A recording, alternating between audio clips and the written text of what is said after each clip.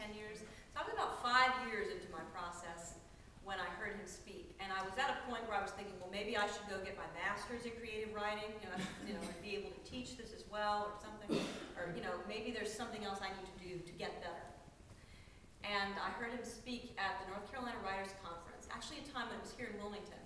And he said, he spoke beautifully for like an hour and a half, but the thing that really that I heard and that made sense to me, he said, because people were asking him, it was the question and answer section of the program, and they asked him, should I go get my MFA? People ask the weirdest questions to people. And he was like, I don't know what your personal life is like, and that's your decision. However, what I can tell you is nothing's going to make you a writer except going into a room, closing the door behind you, and sitting down in the chair. And staying in the chair until it's good. That's it. That's the only thing that makes you a writer. Even if you go to an MFA program, that's what you're going to have to do ultimately. And he teaches, it too. So I thought, well, I better just keep sitting down then. I better keep working. So that's what I ended up doing. Are you a well-scheduled writer? Do you have compartmentized things that you do at one time, or are you multitasking as you go? That's an interesting question.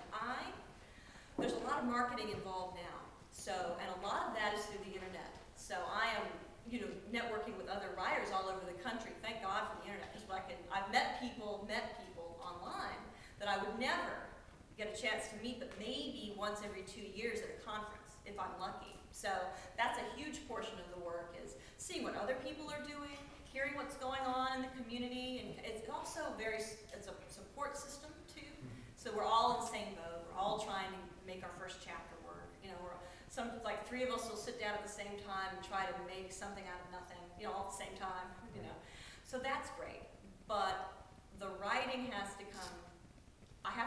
It's funny because I obviously don't turn the computer off, but I do shut off all the email and all the Facebook and all that, whatever, my blog, it all has to go off. And I have to sit and just do it. Then I'll take even a few days when I'm writing the synopsis, because I have to have a roadmap. I can't just, some writers are blessed and they can just start and write and it all works out. I'm just not like that. I'm very particular about, I need to know where I'm going so that it does change, but I have to know when I begin where I'm going. And now I've got a contractual obligation. In order to continue the work with my editor, I have to make sure, I have to give her a very clear outline, a very clear synopsis of everything that's going to happen in the book, so that she can approve it. So as far as the schedule goes, I've heard of writers who say, I work from 8 a.m. to noon, and then I take a break, and then I work from 1 to 4.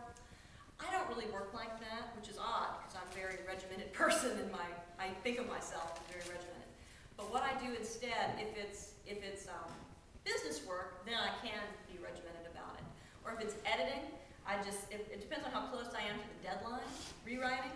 I'll rewrite for 8 hours straight sometimes, just like a normal person in a normal job.